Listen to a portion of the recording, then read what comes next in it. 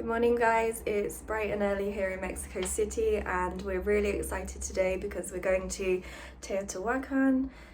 These are also known as the famous pyramids of the sun. They're about 1 hour from the city, so we just woke up. We're going to take a bus to the pyramids, which takes roughly 1 hour. Yeah, we're really excited to see another area of Mexico City and we can't wait to share it with you.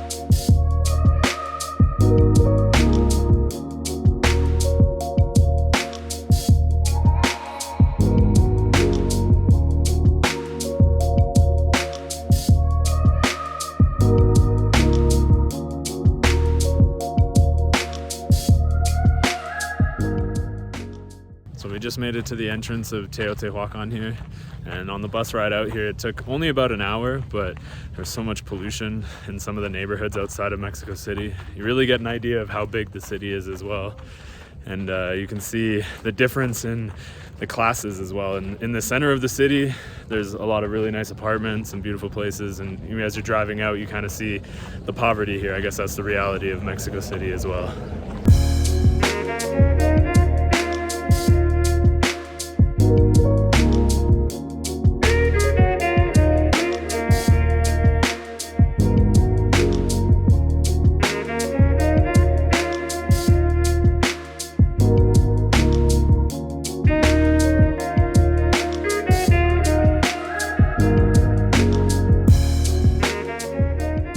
We're here in what is, I think, like the central plaza of Teotihuacan. And you can see there's one of the smaller pyramids right there. Some of the other bigger ones are just behind us. I think we'll go walk over there in a little bit, but we're just learning about this area here. I think it's also called the Avenue of the Dead. I'm not too sure though.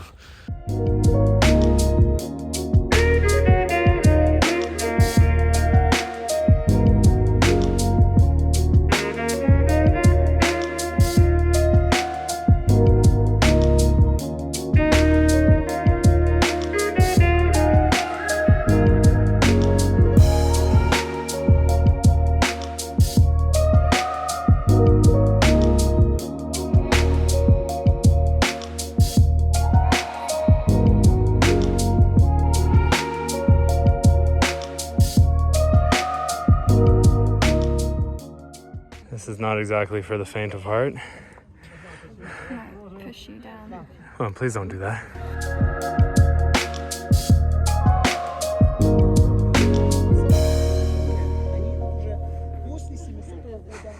Struggling.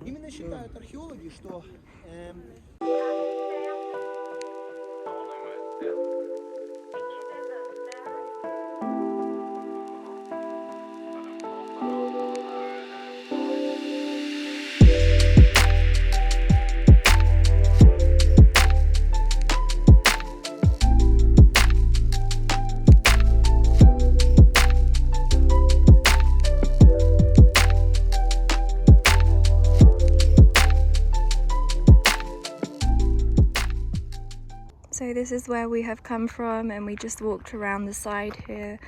We went down to some of these little caves or tombs. I'm not really sure what they're called, but yeah, this is the Avenue of the Dead. It's really big here.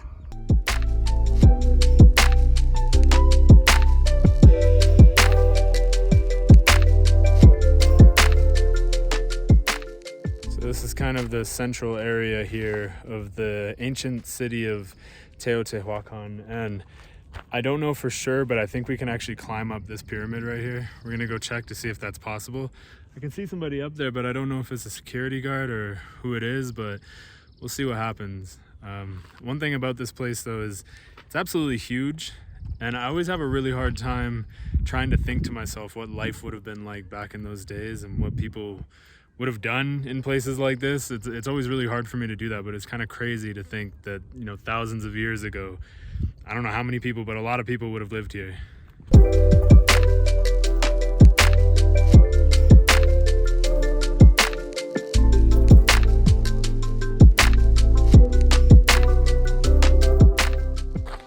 Unfortunately, it does look like it's gated off, so I don't think we will be able to climb this pyramid, which is very depressing.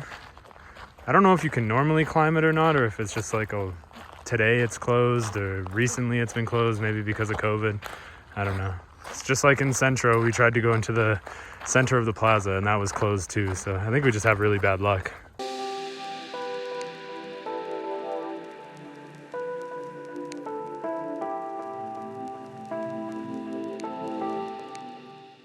So this here is the Pyramid of the Sun, and it's the largest and the oldest pyramid of the pre-Hispanic time.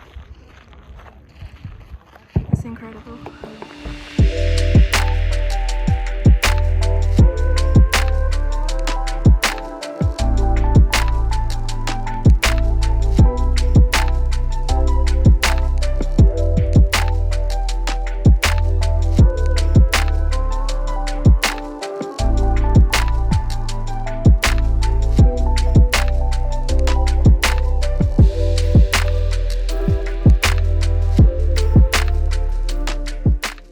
So this pyramid behind me is called the Pyramid of the Moon, and that one's the Pyramid of the Sun over there. So I think it would be beneficial if you had a tour guide in a place like this, because we don't really know what we're looking at, to be honest.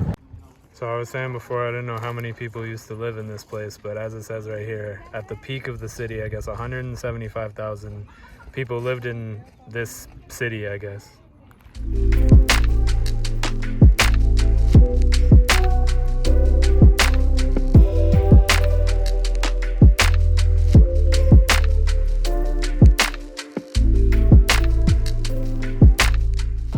So we just finished up at the pyramids there. It's a pretty amazing place. I think it's really cool to see the pyramids, but there's a few things that I would definitely recommend for anybody who decides to come here. The first thing I would recommend is, if you want a lot of information and a lot of knowledge about the place that you're in, I would definitely recommend taking a tour. But take a bus from Mexico City to Teotihuacan. It's a lot cheaper, it's really easy to do. You can find tour guides at the location. The second thing I would recommend is definitely go early. It started to get really busy when we first got there, and there was just too many people towards the end of the day, and a lot of people trying to sell you things as well, which actually does kind of get a little bit annoying. In certain tourist areas, it kind of takes away from the actual location, so it's a bit of a bummer, but yeah, and the third recommendation is, if you have the money, we didn't do it, but if you have the money, I would recommend doing the hot air balloons. From everything I've seen, they look really beautiful, and honestly, I think it's worth the money. So that's the end of today's video, guys. Thank you for watching. If you enjoyed it, hit the thumbs up button. Don't forget to subscribe as well for more content coming in the future, and hit the bell notification if you want to be notified when we upload a new video, and we'll see you next time.